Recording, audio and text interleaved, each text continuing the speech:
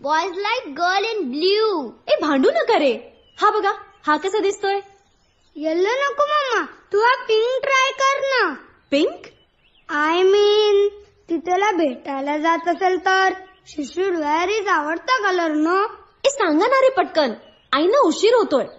Actually mamma, तू pink आणि yellow दोन्ही hold करतेस? व्हॉट डू यू से पप्पा? अरे मला एक कळत नाही, आपण डिस्कशन का करतोय? शिरीन,